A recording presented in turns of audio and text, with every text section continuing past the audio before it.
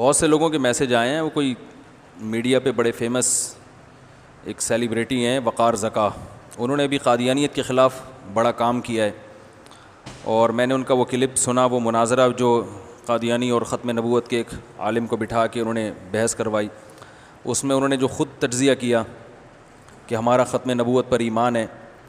آپ کو یاد ہوگا کچھ دن پہلے یہ جو نعرہ لگا تھا میرا جسم میری مرضی, تو اس میں بالکل ایک ڈرامہ لکھنے والے ایک شوبز کی دنیا میں بالکل ایک لبرل آدمی سمجھے جاتے ہیں, انہوں نے بڑا زبردست ری ایکشن کیا تھا. اس میں ان کا نام کیا تھا, ذہن سے نکل,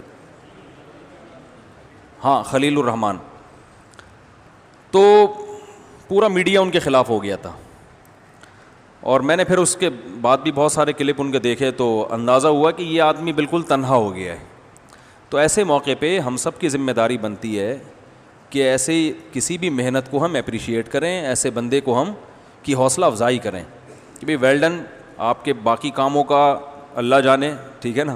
ہم کسی برے کام کو کبھی بھی اپریشیٹ نہیں کر سکتے, ہمیں نہیں پتہ آپ نے برا کیا اچھا کیا, لیکن یہ کام بہرحال آپ نے اچھا کیا ہے. اور اس کی ویلیو اس لیے بھی بڑھ جاتی ہے کہ علماء کا اپنا ایک طبقہ ہوتا ہے جو علماء کو سنتا ہے, لیکن دنیا میں بہت سے لوگ ان لوگوں کو بھی سنتے ہیں جو انہی کی تقریر سے, انہی کے جذبات سے متاثر ہوتے ہیں. وہ ہمارے اور آپ کے جذبات سے متاثر نہیں ہوتے, کیونکہ ہماری بات اس طبقے میں نہیں پہنچتی ہے جس طبقے میں اس طرح کی سیلیبریٹیز کی باتیں پہنچتی ہیں, اور اس پر اثر زیادہ ہوتا ہے. تو یہی وقار زکا صاحب نے جو قادیانیت کے خلاف کام کیا ہے, تو اس پہ بہرحال ان کو اپریشیٹ کرنا چاہیے. قادیانیت اس ری ایکشن سے جو ان کو نقصان ہوا ہے یا تو تکلیف ہوئی ہے, وہ باقی ری ایکشن سارے ایک طرف رہ گئے. تو لبرل طبقے میں اور اس طرح کی سیلیبریٹیز میں اس طرح کی بات کا آ جانا یہ ایک بہت اچھی بات ہے. اس میں بلا وجہ کیڑے نکالنا, اب ہے اس کا تو یہ مقصد, اب ہے اس کا تو کوئی اچھا کام کرے تو بھائی اچھا کہہ دیا کرو, کیا جا رہا ہے, گورنمنٹ کی طرف سے کوئی ٹیکس لگتا ہے اس پہ. تو میں یہ پیغام دینا چاہتا ہوں کہ جیسے انہوں نے ری ایکٹ کیا ہے, اور اس ری ایکشن کی وجہ سے فیس بک کی ان کی مونیٹائزیشن بند ہو گئی ہے, سمجھ رہے ہیں, اتنا زیادہ احتجاج ہوا ہے اس پر کہ وہ فیس بک کی مونیٹائزیشن بند ہو گئی ہے. تو باقی جو ہماری جو سیلیبریٹیز ہیں جو میڈیا پہ آتے ہیں وہ بھی الحمدللہ مسلمان ہیں, تو ان کو بھی چاہیے کہ اس معاملے میں وقار زکا کا ساتھ دیں. وہ لوگ ساتھ نہیں دیتے تو اپنے طور پر ایک کوئی ویڈیو ریکارڈ کروا لیں کہ بھائی ہم اس مسئلے میں ہم جیسے بھی ہیں بہرحال کلمہ گو مسلمان ہیں, ہم ختم نبوت پر ایمان رکھتے ہیں, رسول اللہ صلی اللہ علیہ وسلم کو آخری نبی سمجھتے ہیں. دیکھو حدیث میں آتا ہے کہ جس کے دل میں رائی کے دانے کے برابر بھی ایمان ہوا, بالآخر اللہ اسے جہنم کی آگ سے نکالیں گے.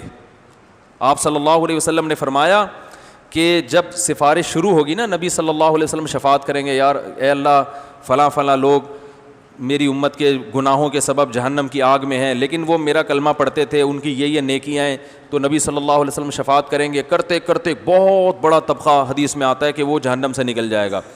تو آخر میں اللہ فرمائیں گے اب کوئی ہے سفارش کرنے والا, تو کوئی بھی اب مزید شفاعت کرنے والا نہیں ہوگا. تو اللہ تعالیٰ فرمائیں گے هل يبقى الا الرحمن, ابھی رحمان باقی ہے, میں نے خود اپنی مرضی سے تو ابھی نکالا نہیں ہے, ابھی تو میری مخلوق ہے جو شفاعت کر رہی ہے, تو میں تو رحمان ہوں. تو اللہ کہیں گے کہ جس نے زندگی میں ایک بار بھی لا الہ الا اللہ کہا, محمد رسول اللہ, یعنی جس کے دل میں رائی کے دانے کے برابر بھی ایمان, اسے کچھ اسلام کا نہیں پتا ہو, کوئی عمل اس کی زندگی میں نہ ہو, سارے اعمال نامے برائیوں سے بھرے ہوئے ہوں, سیاہکاریوں سے بھرے ہوئے ہوں, کوئی ایک نیکی بھی نہ ہو, تو اللہ کہیں گے کہ ایک دفعہ بھی, یعنی مسلم تھا وہ, آپ صلی اللہ علیہ وسلم کا امتی تھا, آپ پر ایمان رکھتا تھا اور میری توحید کو مانتا تھا, بس ایسا بھی کوئی شخص اگر جہنم میں ہے تو اس کو بھی نکال کے لے آؤ. تو حدیث میں آتا ہے کہ یہ وہ وقت ہوگا کہ جب جو لوگ کفر پہ مرے ہیں وہ کہیں گے یا لیتنی کنت ترابا, ہائے کاش ہم مر کے مٹی ہو کے ختم ہو جاتے. اور حدیث میں آتا ہے کہ جو کافر جہنم میں ہوں گے وہ اہل اسلام کو تانے دیں گے کہ تمہارے ایمان نے تمہیں کوئی فائدہ نہیں پہنچایا, تم بھی بدعمال تھے, ہم بھی بدعمل تھے, تم بھی بدعمل تھے, آج ہم دونوں اکٹھے جہنم میں ہیں, تو تمہارا مسلم ہونا تمہارے کام نہیں آیا. ایسے موقع پہ اللہ کو غیرت آئے گی, اللہ کہے گا نہیں نہیں نہیں, جو میرے ماننے والے تھے اگرچہ نالائق تھے, اگرچہ مجھے فالو نہیں کرتے تھے, لیکن میرے ماننے والے تھے, آج میں ان کو نکالوں گا. اپنوں کو ہمیشہ آخر دم تک ان کا خیال رکھا جاتا ہے. تو کوئی بھی اس طرح جب ایمان کا مسئلہ ہوتا ہے, قادیانیت کے ساتھ ہمارا جو اختلاف ہے نا وہ اعمال کا نہیں ہے, وہ کس کا ہے؟ ایمان کا. ختم نبوت پہ ڈاکہ جو حق خالصتاً محمد صلی اللہ علیہ وسلم کا تھا وہ 15ویں صدی کے ایک جھوٹے کذاب کو انہوں نے دے دیا. تو نبی تو اللہ کے نمائندے ہیں نا. نبی کس کے نمائندے ہیں؟ کسی ملک کے سفیر کی توہین کرو تو یہ اس سفیر کی نہیں بلکہ اس ملک کی توہین سمجھی جاتی ہے. جتنا بڑا ملک ہوگا اس کے سفیر کو اتنا ہی پروٹوکول دیا جاتا ہے. تو اس خالق کائنات کے سفیر کی معمولی حیثیت نہیں ہے. اور سب سے بڑی توہین کسی کی یہ ہے کہ اس کی سفارت میں آپ کسی دوسرے کو اس کے ساتھ شریک کر دیں. یہ چھوٹی توہین تھوڑی ہے, بہت بڑی توہین ہے یہ. تو جو بھی یہ بھائی اس وقت یہ کام کرے گا, کوئی معاشرے میں کوئی خوبی کو پروموٹ کرے, تو اس کو ہمیں کم از کم اس کام کی حد تک اپریشیٹ کرنا چاہیے. تو اس لیے جو دوسرے ہمارے جو بھی شوبز کی دنیا سے وابستہ لوگ ہیں ان کو بھی چاہیے کہ بھائی وہ بھی ساتھ دیں کہ بہت اچھا کام کیا, اور ہم بھی اس میں ان کے بولتے کیوں نہیں بھائی, ہم بھی ساتھ ہیں اس میں.